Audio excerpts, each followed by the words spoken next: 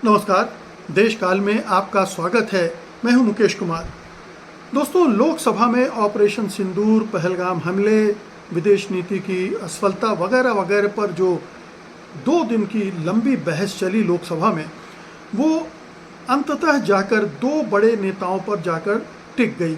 वो थे प्रतिपक्ष के नेता राहुल गांधी और प्रधानमंत्री नरेंद्र मोदी। जाहिर है कि इन दोनों के बीच एक ज़बरदस्त जंगी मुकाबला था। आप कह सकते हैं कि 2020 का मुकाबला था, क्योंकि छोटी अवधि का मुकाबला था। हालांकि प्रधानमंत्री राहुल गांधी से तकरीबन दोगुने समय तक बोले, लंबा बोले, और उन्होंने कोशिश की कि कांग्रेस और गांधी परिवार को घेरते रहे। लेकिन दिलचस्प बात यह है कि राहुल गांधी का जो स्पीच थी वो बहुत सधी हुई थी, बहुत पॉइंटेड थी, बहुत करारी थी और बहुत सत्तारूढ़ दल को चुभने वाली हो सकती है, क्योंकि उन्होंने न केवल सवाल खड़े किए बल्कि सरकार की नाकामियों को, सरकार की कमज़ोरियों को बहुत ही कुशलता के साथ एक्सप्लेन किया, उजागर किया। और उसमें उन्होंने न तो रक्षा मंत्री को बख्शा और न ही जयशंकर विदेश मंत्री को बख्शा और न ही प्रधानमंत्री नरेंद्र मोदी को बख्शा, बल्कि नरेंद्र मोदी के लिए तो उन्होंने एक ऐसी चुनौती रख दी, ऐसा इस तरह से ललकार दिया जिसका जवाब अंततः प्रधानमंत्री मोदी नहीं दे पाए। ये चुनौती क्या थी? ये चुनौती ये थी कि उधर अमेरिकी राष्ट्रपति डोनाल्ड ट्रंप लगातार 29 बार कह चुका है कि हमने भारत पाकिस्तान के बीच युद्ध विराम करवाया था और हमने उसके लिए ट्रेड का दबाव बनाया था। उस बारे में उन्होंने चुनौती दी कि प्रधानमंत्री में अगर दम है, अगर इंदिरा गांधी से 50% भी उनमें साहस है, तो सदन के अंदर वो कहें कि डोनाल्ड ट्रंप झूठ बोल रहे हैं, उन्होंने युद्ध विराम नहीं कराया। लेकिन प्रधानमंत्री मोदी इस चुनौती को स्वीकार नहीं कर पाए। उन्होंने एक तरह से हथियार डाल दिए। उन्होंने पूरी स्पीच में एक बार भी डोनाल्ड ट्रंप का नाम तक नहीं लिया, अमेरिकी राष्ट्रपति का जिक्र तक नहीं किया, और उन्हीं बातों को गोल गोल घुमाते रहे जिससे वो इससे बचकर निकल जाएं। उन्होंने ये तो स्वीकार कर लिया कि अमेरिका के उपराष्ट्रपति जेडी वैंस ने उनको फ़ोन किया था। सवाल उठता है कि दोनों का स्तर ऊपर नीचे है, यानी प्रोटोकॉल के लिहाज से प्रधानमंत्री मोदी को उपराष्ट्रपति से नहीं, राष्ट्रपति ट्रंप से बातचीत करनी चाहिए थी, उनका फ़ोन रिसीव करना चाहिए था। अगर जेडी वैंस फ़ोन कर ही रहे थे तो बातचीत या तो हमारे विदेश मंत्री करते या उपराष्ट्रपति करते, लेकिन प्रधानमंत्री ने उनसे फ़ोन पर बात की। ये रहस्य उद्घाटन तो उन्हें करना पड़ गया, ये अपने को बचाने के लिए कि डोनाल्ड ट्रंप की तरफ से उन पर कोई प्रेशर आया था। जेडी वैंस की तरफ से भी जो मैसेज आया होगा, ऑफ कोर्स वो डोनाल्ड ट्रंप की तरफ से ही आया होगा। यानी जेडी वैंस डोनाल्ड ट्रंप के बिहाफ में बात कर रहे थे और उन्होंने उन्हें बताया होगा कि ये स्थितियां हैं और आपको युद्ध विराम करना पड़ेगा। इस मामले में वो नहीं बच पाए, और बल्कि अगर आप राहुल गांधी के बहुत सारे सवालों को देखेंगे, उनकी स्पीच को, जो कि बहुत शानदार ढंग से बुनी हुई थी, उन्होंने एक एक घटना को लेते हुए सरकार का पर्दाफाश उन्होंने किया। उन्होंने सवाल वहाँ से शुरू किया कि किसी भी इस तरह की युद्ध को जीतने के लिए 2 सबसे बड़ी ज़रूरत होती है। एक पॉलिटिकल विल होता है और दूसरा जो ऑपरेशन है उसके लिए आप कितनी फ्रीडम अपनी सेना को दे रहे हैं। इन दोनों मामलों में उन्होंने सरकार को कटघरे में खड़ा कर दिया। पॉलिटिकल विल के मामले में ये कहते हुए कि सरकार ने तो पहले ही पाकिस्तान को सूचना दे दी थी कि हम हमले करने जा रहे हैं। सूचना रक्षा मंत्री के बयान से ही उन्होंने अंश उठाए कि 22 मिनट हमले के बाद जो 9 आतंकवादी कैंपों पर हमले करने की बात सरकार ने कही है, उसके बाद हमला रोक दिया गया और फिर पाकिस्तान को बता दिया गया कि हमारा प्रोग्राम ख़त्म हो गया है और अब आप रिटेलिएट ना करो। इसका मतलब है कि सरकार में पॉलिटिकल विल नहीं थी एक निर्णायक कार्रवाई करने की, और दूसरा वो उसकी समझदारी भी कमज़ोर थी। वो ये क्यों सोच रही थी कि पाकिस्तान में घुसकर वो हमले करेगी और पाकिस्तान चुप बैठे रहेगा, पलट कर वार नहीं करेगा। और वो हुआ ही, और उसके बाद एस्केलेट होता गया, और फिर उस मामले में उसको आगे ले जाकर वो युद्ध विराम पर ले गए, जहाँ पर राष्ट्रपति ट्रंप की भूमिका आती है। फिर उन्होंने मॉडर्न वारफेयर की बात की, उन्होंने चीन की भूमिका की बात की, जिस पर जयशंकर भी खामोश थे, रक्षा मंत्री भी खामोश थे, और प्रधानमंत्री ने जो 1.5 घंटे लंबा भाषण दिया उसमें भी चीन का जिक्र तक नहीं था कि पाकिस्तान जो युद्ध लड़ रहा था उसमें चीन की क्या भूमिका थी, किस तरह से वो सहयोग कर रहा था। तीनों ही सरकार के जो कद्दावर मंत्री हैं, 2 मंत्री और 1 प्रधानमंत्री, तीनों ही इस बात को खा पचा गए। तो आप देखिए कि सरकार ने बेसिकली लीपापोती की है, और राहुल गांधी ने उसके इस लीपापोती के परखचे उड़ा दिए। इसके पहले और भी नेता बोले, प्रियंका गांधी बहुत शानदार बोली, उन्होंने इमोशनल स्पीच भी दी और तथ्यों के साथ ये भी बताया कि सरकार का रुख आतंकवाद के प्रति किस तरह का लापरवाही भरा रहा है। यानी 2020 में ही टीआरएफ ने अपनी गतिविधियां शुरू कर दी थी, जो कि पाकिस्तानी आतंकवादी संगठन है, और उसने 2020 से 2023 तक सरकार ने उसे बैंड आतंकवादी संगठन घोषित नहीं किया, उस पर पाबंदी नहीं लगाई, और 2020 से 2025 के बीच में उसने 25 वारदातें की हैं। तो ये समझ में आना चाहिए कि आप टीआरएफ हमले पर हमले किया जा रहा था और आप कुछ कर नहीं रहे थे, और आपने पहलगाम में जो पर्यटक गए थे उनकी सुरक्षा के लिए कुछ भी नहीं किया। उन्होंने 2 परिवारों का भी जिक्र किया, प्रियंका गांधी ने, जिनके घर वो गए थे, शुभम द्विवेदी जो कानपुर के थे, उनके परिवार की भी बात की, हरियाणा की एक परिवार की बात की, और बताया कि कैसे उन्होंने कहा कि एक भी सुरक्षाकर्मी वहाँ मौजूद नहीं था। और ये सब घटना इसलिए हुई कि सरकार ने लोगों को भ्रम में बना रखा था कि कश्मीर में सब कुछ ठीक हो गया, जबकि हमले पर हमले हुए जा रहे थे। तो ये सारी चीज़ें सरकार की प्रियंका गांधी ने एक्सपोज की, फिर राहुल गांधी ने एक्सपोज की। एक्सपोज करने वालों में कई और नाम थे जिन्होंने बहुत अच्छा बोला। जो बहस की शुरुआत गौरव गोगोई ने की थी, वही अपने आप में बहुत विस्फोटक थी। राजनाथ सिंह के बाद उन्होंने विपक्ष की तरफ से जब अटैक किए तो उसमें धराशायी कर दिया, ध्वस्त कर दिया सत्तारूढ़ दल को। ये खींचतान लगातार चलती रही, लेकिन असल मुकाबला जो मैंने कहा शुरू में कि 2020 का मुकाबला जो था वो प्रधानमंत्री नरेंद्र मोदी के बीच में था और राहुल गांधी के बीच में था। अब इसको ये कहना बड़ा मुश्किल है कि कौन इस मुकाबले में विजयी रहा।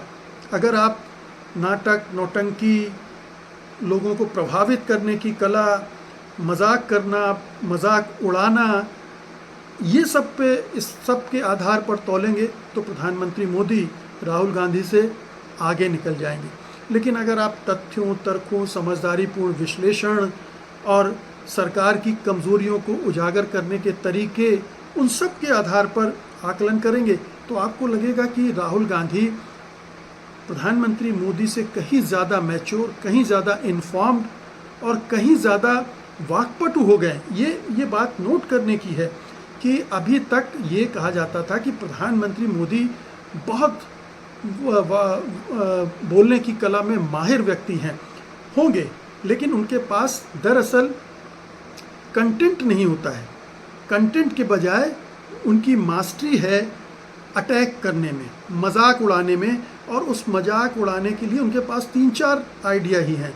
आप कांग्रेस पर अटैक करो, आप राहुल गांधी परिवार की पर अटैक करो, आप अतीत में जाकर नेहरू, इंदिरा गांधी, राजीव गांधी का मजाक बनाओ। ये उनकी शैली है और यही उनका कंटेंट है। इससे ज़्यादा बाहर जाकर वो बात नहीं कर पाते हैं, क्योंकि उनके भाषण को अगर आप ध्यान से सुने तो समझ में आएगा कि उनके पास युद्ध की समझदारी नहीं है, युद्ध की रणनीति की समझदारी नहीं है, विदेश नीति और कूटनीति के अंडरस्टैंडिंग के मामले में भी वो कमज़ोर है। इसीलिए जब राहुल गांधी ने ये पॉइंट आउट किया कि आपने तो ये कह दिया कि पूरी दुनिया ने आतंकवाद की निंदा की, पहलगाम हमले की निंदा की, लेकिन ज़रा वो सूची तो बताइए जिन्होंने पाकिस्तान की निंदा की हो। ऐसा कोई देश न तो जयशंकर बता पाए और ना ही प्रधानमंत्री मोदी उनकी सूची दे पाए, क्योंकि पाकिस्तान की निंदा करने वाला कोई देश था भी नहीं, किसी ने भी निंदा नहीं की। और इसीलिए कहा जाता कि कूटनीति के मामले में भारत इस पूरे ऑपरेशन सिंदूर और उसके बाद के पीरियड में अलग थलग था, अकेला पड़ा हुआ था। राहुल गांधी ने बड़े समझदारी भरे अंदाज में बताया कि किस तरह से जिसने आतंकवादी हमला करवाया, यानी पाकिस्तान के जनरल आसिफ मुनीर ने, जिन्होंने हमला करवाया, वो उनको डोनाल्ड ट्रंप ने लंच पर बुलाया और उनको धन्यवाद दिया युद्ध विराम करने के लिए। और मतलब कितनी तवज्जो उनको दी गई और कितनी तवज्जो भारतीय प्रधानमंत्री को दी गई। कितनी बार ट्रंप ने युद्ध विराम की बात की और कितनी बार जो सरकार है उसकी तरफ से उसका खंडन नहीं हुआ।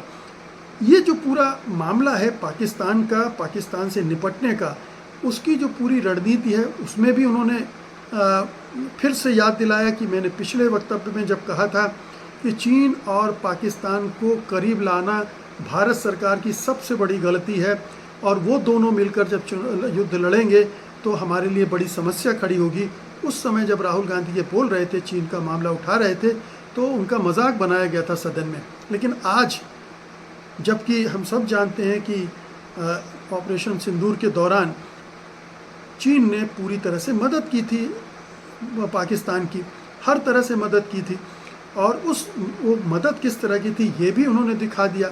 उन्होंने वहीं ये भी स्पष्ट कर दिया कि जो जयशंकर की समझ है टू फ्रंट वार की, वो कितनी कमज़ोर है, क्योंकि टू फ्रंट वार के बारे में जयशंकर ने एक दूसरा ही बयान दे दिया था। उन्होंने कहा था कि अब तो वार बदल गई है, अब साइबर वार है, ये वार है, वो वार है। लेकिन चीन को खा गए थे वो, या तो चीन को खा गए थे या उन्हें ये समझ में ही नहीं आया कि दो फ्रंट वार का मतलब क्या होता है, और अगर दोनों फ्रंट एक साथ मिलकर वार करेंगे तो क्या अंजाम होगा। तो राहुल गांधी की स्पीच को अगर आपने ध्यान से सुना हो तो आपको लगेगा कि एक नेता प्रतिपक्ष के तौर पर वो लगातार ग्रो कर रहे हैं और उस पद की गरिमा और मर्यादा को रखते हुए वो व्यवहार कर रहे हैं। उन्होंने कोई हल्की फुल्की छींटाकशी नहीं की, उन्होंने कोई बिलो द बेल्ट जो वार करना कहते हैं वो नहीं किया। जबकि प्रधानमंत्री के भाषण को अगर आप सुनेंगे तो आपको लगेगा कि वो बहुत सारे नो बॉल फेंक रहे थे, बहुत सारे बाउंसर और बीमर फेंक रहे थे, जो कि उनके पद पर रहते हुए व्यक्ति के लिए शोभा नहीं देता है। वो अपनी बात बहुत ही शालीनता और भद्रता के साथ रख सकते हैं, रखना चाहिए उनको, लेकिन ऐसा लगता है कि अंदर से बहुत कमज़ोर है प्रधानमंत्री, अंदर से बहुत विचलित हैं। पिछले 2-3 महीनों में उनकी जो राष्ट्रीय और अंतर्राष्ट्रीय पर फजीहत हुई है, अंदर से तिलमिलाए हुए हैं, भड़बड़ाए हुए हैं, बौखलाए हुए हैं, और वो सारा जो अंदर भरा हुआ है वो उन्होंने सदन के अंदर निकालने की कोशिश की। ये ध्यान रखिए कि 2 दिन की बहस में प्रधानमंत्री नदारद रहे सदन से, उनकी हिम्मत नहीं हुई कि वो तमाम नेता जो वहाँ बोल रहे हैं उनको सामने बैठकर सुने। इतना उनमें आत्मविश्वास नहीं है, या यूँ कह लें कि इतने अहंकारी हैं कि वो अपने बारे में अपनी आलोचना को सामने बैठकर सुन भी नहीं सकते हैं, पचा भी नहीं सकते हैं। तो केवल वो भाषण देने आए, और भाषण देने आए तो आप जानते ही हैं कि भारतीय जनता पार्टी में जो एक चापलूस संस्कृति विकसित हुई है चाटुकारिता की, उसमें मोदी के नारे के साथ उनका आगमन हुआ, और विदाई के समय भी वही नारे लगाए गए, जो कि आप विपक्ष के तरफ नहीं आपको देखने को मिलेगा। वहाँ इस तरह की चापलूसी चाटुकारिता नहीं थी। कांग्रेस की संस्कृति रही होगी एक समय में, लेकिन आज ये कांग्रेस राहुल गांधी वाली कुछ दूसरी है, इसमें उस तरह की चाटुकारिता नहीं दिखती। और बल्कि आप देखिए कि प्रधानमंत्री कितने हल्के स्तर पर चले गए जब उन्होंने अंत में ये कहा कि कांग्रेस ने अपने कुछ नेताओं को सदन में बोलने भी नहीं दिया। अब कौन नेता है वो? 2 ही नेता हैं, शशि थरूर और मनीष तिवारी, और दोनों ही नेता बीजेपी के पाले में खड़े होकर बात कर रहे हैं। आपको ध्यान होगा जब सर्वदलीय प्रतिनिधिमंडल जाने थे तो कांग्रेस ने जो सूची दी थी उसमें इन दोनों नेताओं के नाम नहीं थे, लेकिन प्रधानमंत्री ने इन दोनों नेताओं को पिक किया। इन दोनों नेताओं के जो रंग ढंग हैं वो ऐसा लगता है कि आज नहीं तो कल बीजेपी में ज्वाइन करने वाले हैं। ये बहुत साफ दिख रहा है। जब ये बात उठ रही है तो मनीष तिवारी ने एक ट्वीट किया, प्रीत जहाँ की रीत, मैं उस देश का रहने वाला हूँ, पूरा पश्चिम फिल्म का गाना है। अब ये पार्टी, क्या उनकी पार्टी भारत के रहने वाली नहीं है? वो इतने सालों तक जिस पार्टी में थे, क्या वो भारत के गीत नहीं गाती है? लेकिन ये सुर जो हैं वो बीजेपी से मिल रहे हैं। शशि थरूर को आखिरकार कांग्रेस पार्टी क्यों खड़ा करती, जबकि वो जानती है कि इनका सुर अभी प्रधानमंत्री से मिला हुआ है। वो जो भी बोलेंगे सरकार, सत्ता पक्ष और प्रधानमंत्री के पक्ष में बोलेंगे। खैर, ये थोड़ा सा विषयांतर हो गया, लेकिन कहने का मतलब ये है कि अब राहुल गांधी, अगर आप उनके कंटेंट के आधार पर तोलेंगे तो प्रधानमंत्री मोदी पर भारी पड़ेंगे। उन्होंने एक तरह से पटखनी दे दी है और प्रधानमंत्री ने उनकी चुनौती को, उनकी ललकार को न स्वीकार करके अपनी कमज़ोरी भी जाहिर कर दी है कि वो ट्रंप के सामने, अमेरिका के सामने कितने कमज़ोर हैं, कितने सरेंडर करने वाली मुद्रा में हैं। वो कुछ बोल ही नहीं सकते। और यही कुछ, ऐसा ही कुछ हाल चीन के मामले में है। चीन के मामले में भी बोलने से कतरा रहे हैं। एक पाकिस्तान जो छोटा सा देश है, उस पर सारी अपनी बहादुरी दिखाने पर वो आमादा रहते हैं, और वही उन्होंने किया भी। उन्होंने ये कोशिश भी की कि कांग्रेस पार्टी, राहुल गांधी और जो नेता हैं उनको ब्रांड कर दें वो पाकिस्तान के साथ हैं, पाकिस्तान का पक्ष ले रहे हैं, पाकिस्तान की मदद कर रहे हैं, पाकिस्तान के प्रोपेगेंडा में शामिल हैं, जबकि ऐसा है नहीं। उल्टे सरकार जिस तरह से काम कर रही है, जिस तरह का इसके रंग ढंग है, जिस तरह की इसने विदेश नीति बनाई है, उससे पाकिस्तान को काफ़ी मजबूती मिल रही है अंतर्राष्ट्रीय स्तर पर प्रचारित करने की कि ये दूसरे तरह की हिंदू राष्ट्रवादी सरकार है जो मुसलमानों को किस तरह से देखती है, और इसका उसको फ़ायदा मिल रहा है। आसिम मुनीर को फ़ायदा मिल रहा है, पाकिस्तान को फ़ायदा मिल रहा है, चीन और अमेरिका दोनों से उसके जो संबंध बने हैं और पुख्ता हुए हैं उससे और मजबूत होकर वो उभर रहा है, जबकि भारत अंतर्राष्ट्रीय मंच पर अलग थलग है। और इस बात को प्रधानमंत्री मोदी खा गए। उन्होंने इस पर कोई बातचीत नहीं की कि ऐसा क्यों हुआ और इसमें भारत की, मोदी सरकार की क्या गलती थी। वो नेहरू पर बरसते रहे, वो सिंधु जल समझौते को लेकर मोदी को कोसते रहे, माफ़ कीजिएगा, नेहरू को कोसते रहे, लेकिन अपने पर जो आरोप लग रहे हैं उन पर उनके जवाब नदारद थे। बहुत बहुत शुक्रिया आपका, धन्यवाद, नमस्कार।